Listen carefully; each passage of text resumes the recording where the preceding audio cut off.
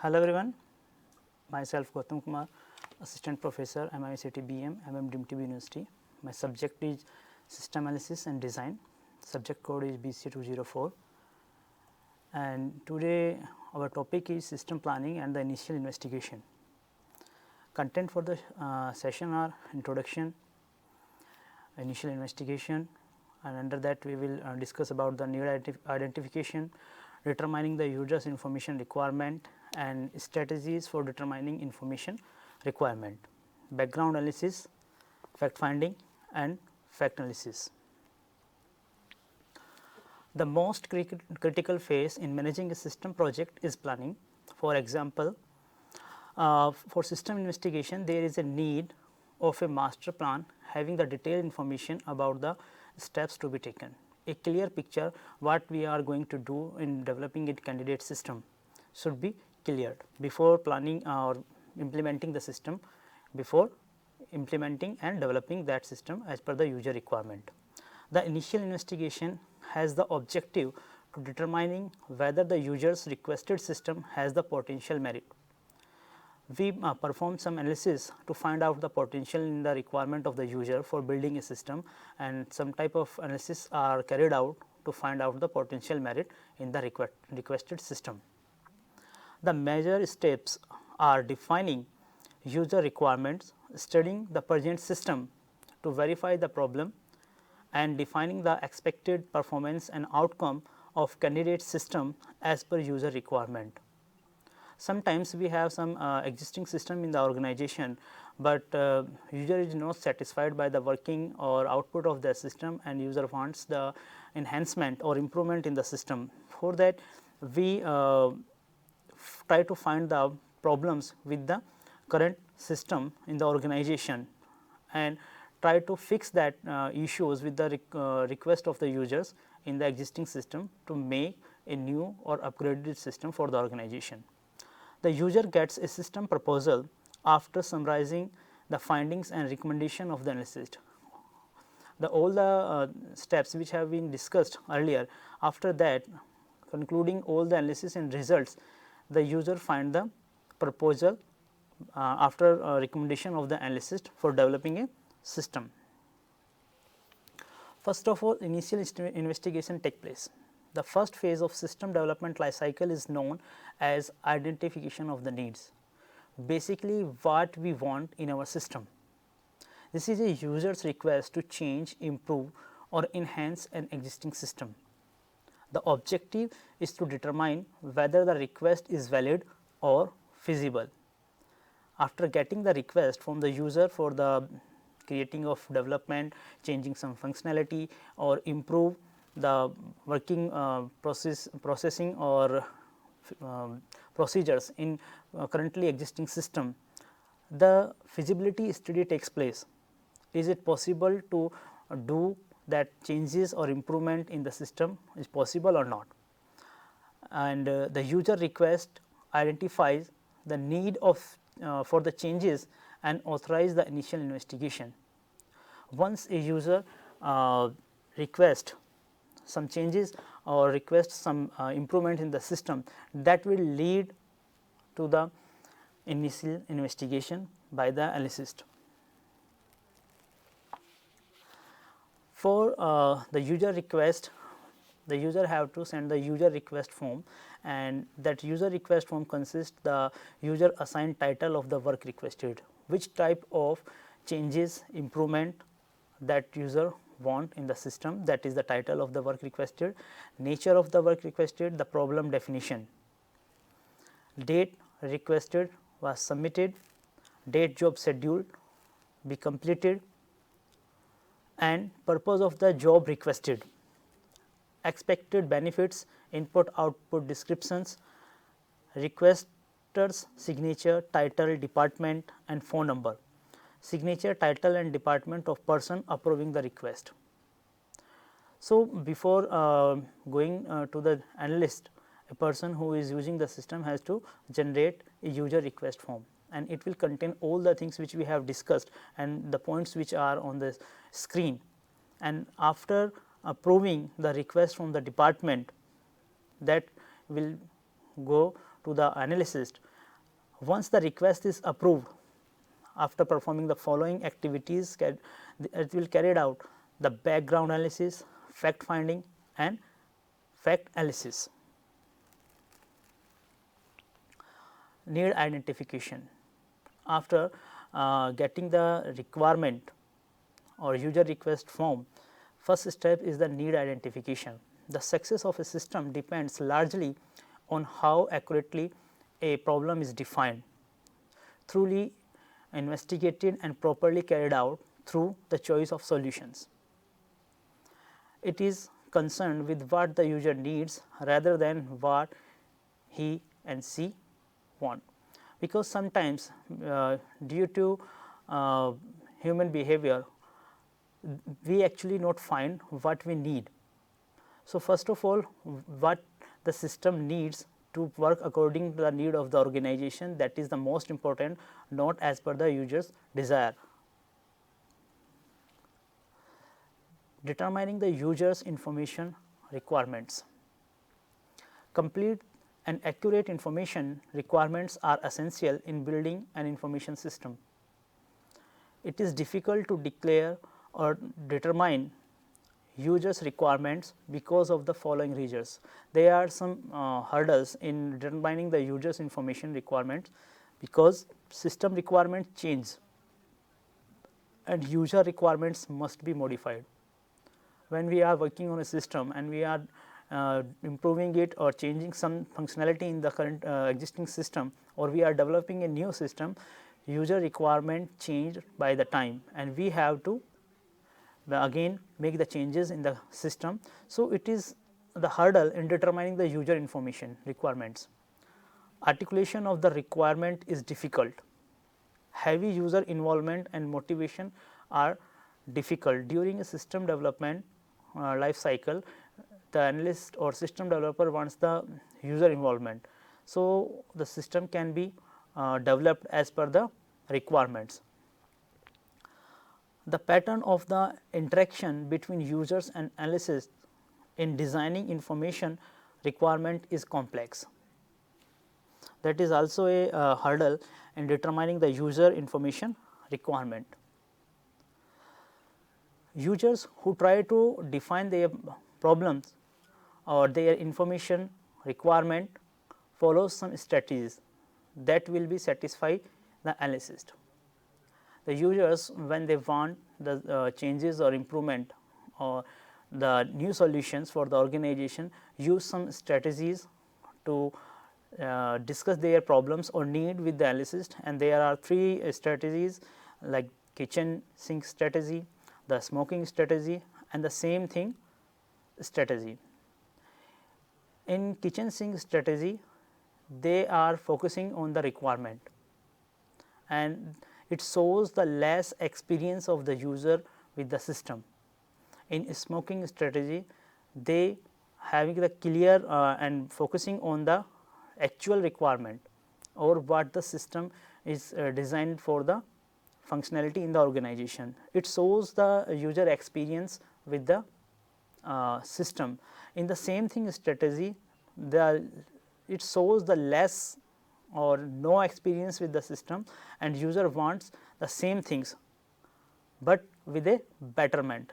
For example, user is having some problem in the organization and they need to do some functionality automated, and some other solutions are also available in the market. Then user said to analyst, we want the exactly same things with some improvement in that currently working system. Kitchen sink strategy, users throw everything into the requirement definition. Overstatement of needs, such as an abundance of the reports. A lot of documentation take place in the kitchen sink strategy, and each and everything is in the requirement of the definition of system. This approach usually reflects the user's lack of experience in the area. Smoking strategy, it sets up a smoke screen by requesting several system features when only one or two are needed. In that strategy, one or more solutions are there to be implemented, and only the most relevant and optimal solution will be given to the user. Requests have to be reduced to one that is realistic and manageable and achievable. The same thing is strategy. This strategy indicates the user's laziness, lack of knowledge, or both. Give me the same thing, but in a better format through the computer. It is a typical statement. When analyst is discussing about the problem definition, that statement comes from the users. Give me the same thing, but in a better format. The analyst has little chance of succeeding because only the users can fully discover the real needs and problems. During determination of the user information requirement, there are some limitations, and these are the human limitations, and due to human as information processor, because human have a large capacity of information, but for the short term memory. So, due to that short term memory problem, users or humans change their requirement. Human bias in the data selection and use, due to the bias of the human nature in selection of the data and selection of the solutions, because there are n type of solutions available for a particular problem. So, due to biasness of selection of the proper or a single version of solution is typically difficult, and human problem solving behavior. Due to the human problem solving behavior, we currently focus on the what we are need, and that solution are related to the short term problems.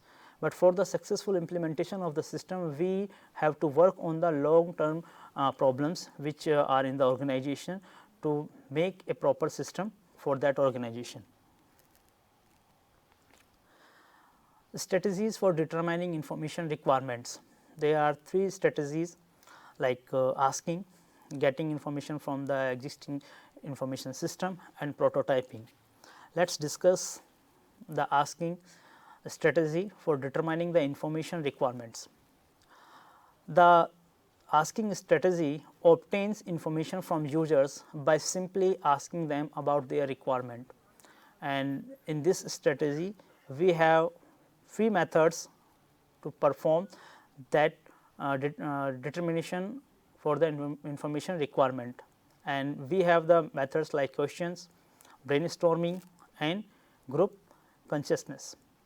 In questions, we ask some questions to the users, and the type of the question can be open ended or close ended. For the open ended question, user can have n answers, but for the closed type question, only one answer is there. For example, open ended question, how we can solve this problem. So, as per the users, there are n type of the solutions for that particular problem solving method. But if I ask how many time you have spent in the organization, there will be only single version of the truth, like 5 years, 4 years, and 5 years, and any years in the organization. So, open ended have the n answers, and the closed ended have the only single answer for that questions. Brainstorming, it is a technique through which we carried out the ideas from the users for the solving of that particular problem in the system. And group consciousness or Delphi technique, we provide the summary of that discussion with have some questions with questionnaires, and users have to answer that questions, and we again and again repeat that process with the users until we find the one point on which the user and analyst both are agreed, and a optimal solution comes out through the asking strategy. And in getting the information from the existing information system, there are two methods like data analysis. In data analysis and this, second one is the decision analysis. In data analysis, determining the information from existing system, it simply asks the user what information is currently received and what other information is required. So, if we have a system existing system in the information, we discuss with the users what the system is currently doing and what the another thing the user wants to do with the system, and that is ideal for the structured decisions. And on the basis of the requirement of the user, we work for development or improvement of that system. In decision analysis, the problem is broken down into parts so that user can focus separately on the critical issues. In decision analysis, the problem is divided into subparts for the critical analysis, and it is used for the unstructured decisions. Prototyping. The prototyping is an iterative way in which we are presenting the solution of the problem to the users, and user involvement is there in the development of the system, and user again and again asks some improvements and changes in that currently working model. It is the third strategy for the determining the user information requirement. When the user cannot establish information need accurately. So, if there is a problem in finding the information requirement from the user side, we use the prototyping and we produce a working model or working system to the user, and user deal with that system and again want the changes and improvement in that working system. And at the last, by performing some iteration, finally user gets its desired system for the organization. Reason could be lack of an existing model on which to base requirements or a difficulty in visualizing the candidate system. So, if there is a lack of existing model, we produce a initial working model to the user, and user check it again and again and tell the needs and improvement in the system. Therefore, the iterative discovery approach captures an initial set of information requirement and build the final system.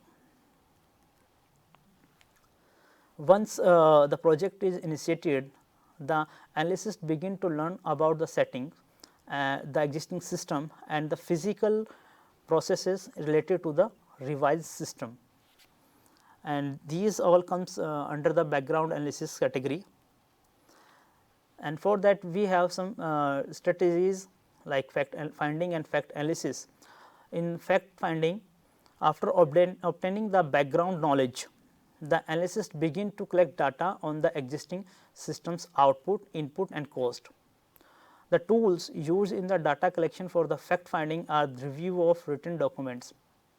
So, we have some reports and proposal of the system, and analysts review all the written document related to the requirement of the system for the fact finding.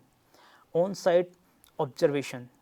In that approach, the analyst visit to the organization or the site where the system is going to be implementing, and there the role of the analyst is the information seeker, and on-site observation, analysts interact with the employees of the organization or user of the organization to carry out some facts from discussing or interviewing that users in the organization. And interview is also a tool in fact finding. There are some questionnaires, and on the basis of that questions, when analysts interview the user of the system, carry out the fact finding and the questionnaires. Some questionnaires are distributed related to the system requirement, system functionality, and need of the system, and the working of the previously existing system among the users, and they fill that questionnaires, and on the basis of the responses from the users in the questionnaire, the analyst find the facts, or it will motivate or create the base for the system improvement or development. Fact analysis. As the data are collected in the fact finding, they must be organized and evaluated and conclusion drawn for preparing a report to users for final review and approval. Many tools are used for the data organization and analysis. For fact analysis, tools are input output analysis identifies data flow diagram and decision tables. In input output analysis, we have the flow charts, how the system will take the input from the outside environment, and after processing how it will generate the information, that is the output for the users. In data flow diagram, it shows the journal steps in the working system, how system will work step by step for solving a problem. And in decision table, we have some data flow within a system, and decision tables are used as supplement when complex decision logics cannot be represented clearly by the flow charts. These are the references for the slides and PPTs. Thank you.